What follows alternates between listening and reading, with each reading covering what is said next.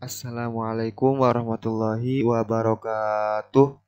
Selamat pagi anak-anak, apa kabar kalian semua? Semoga kalian dalam keadaan sehat walafiat. Baik, pada pagi hari ini kita akan belajar pada pelajaran Al-Quran hadis tentang surah At-Takasur. Saya akan belajar surah At-Takasur.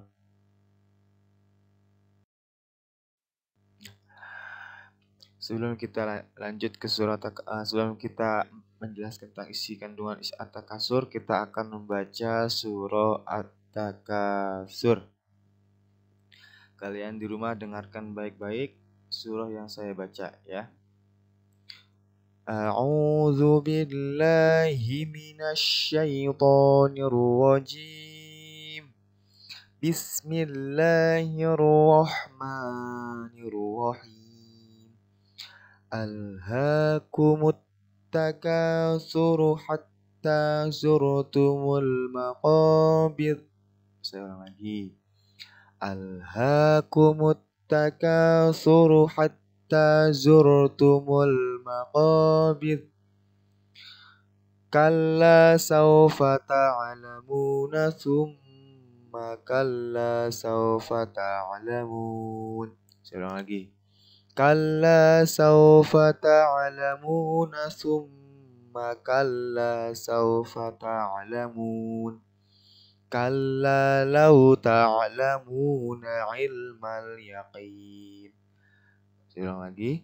Kalla law ta'lamuna ilmal yaqin la tarawunnal jahim. Ulang lagi. La tarawunnal jahim thumma la tarawunnaha 'ainal yaqin. Saya ulang lagi. Thumma la tarawunnaha 'ainal yaqin thumma la tus'alunna yawma idzin 'anin na'im. Saya ulang lagi. Tsumma la tus'alunna yawma idzin 'anin na'im. Shadaqallahul azim. Nah, kalian di rumah ya dilafalkan surah At-Takasur, dibaca sampai kalian benar-benar bagus bacaannya, bacaan makhrajnya, tajwidnya dan lainnya dilancarkan seperti apa yang tadi saya baca ya. Dan arti surah At-Takasur ayat pertama. Ayat pertama alhaakumut takasur, artinya bermegah-megahan telah melalaikan kamu. Ayat kedua, hatta zurtumul maqabir, sampai kamu masuk ke dalam kubur.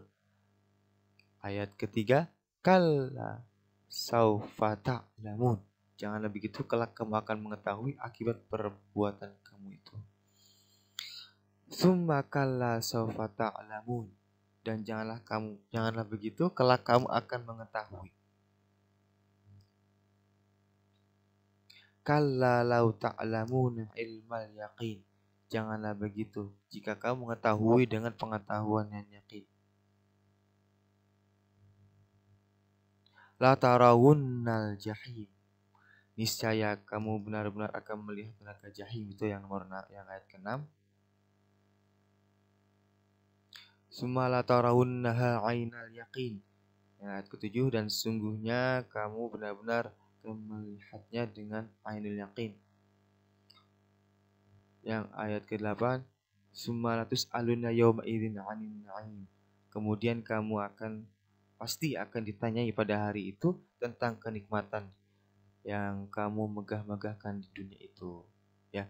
Jadi arti surah At-Takasur ini berisi tentang kehidupan orang-orang yang hidupnya bermegah-megahan hingga lalai dan lupa kepada Allah Subhanahu wa ta'ala, sehingga Allah berikan tempat dia berupa di neraka jahim atas perbuatan yang telah mereka perbuat di dunia. Penjelasan surah At-Takasur.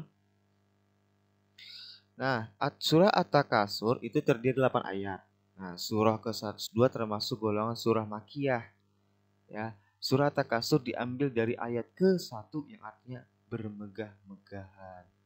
Jadi surah At-Takasur jumlah ayatnya ada 8. Kemudian termasuk urutan surah yang keberapa? 102. Termasuk golongan surah Mekah atau Madinah, Makiyah. Ya. Kemudian surah At-Takasur diambil dari ayat keberapa? 1, 2, 3, 4, 5, 8. Ya, di sini dari ayat ke-1 Alhaakumut Takasur. Artinya bermegah-megahan. Kemudian surah At-Takasur diturunkan berkenaan dengan suku di kota Madinah bernama Bani Harisah dan Bani Hars. Mereka saling membanggakan harta dan golongan masing-masing hingga menjadikan mereka lupa dan lalai mengingat Allah Subhanahu wa taala. Nah, ini jadi kenapa alasan ayat surah At-Takasur ini diturunkan, ya karena memang ada dua suku golongan yang mereka saling bermegah-megahan, membangga-banggakan harta mereka, suku-suku mereka, sehingga nanti mereka akan dapat neraka jahim. La tarawunnal jahim, akan mendapat neraka jahim atas apa yang mereka perbuat.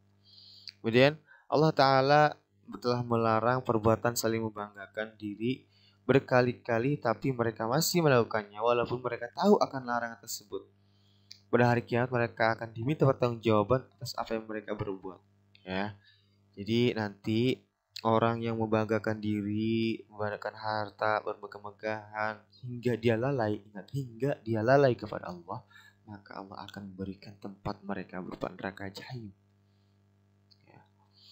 Pada hari kiamat mereka akan benar-benar melihat neraka jahim yang menyala-nyala secara langsung. Kemudian manusia akan ditanya mengenai harta yang dibanggakan itu selama hidup di dunia. Ya. Jadi Allah akan perlihatkan neraka jahim, kemudian Allah pertanyakan hartanya untuk apa? Dari apa? Untuk apa? Kemudian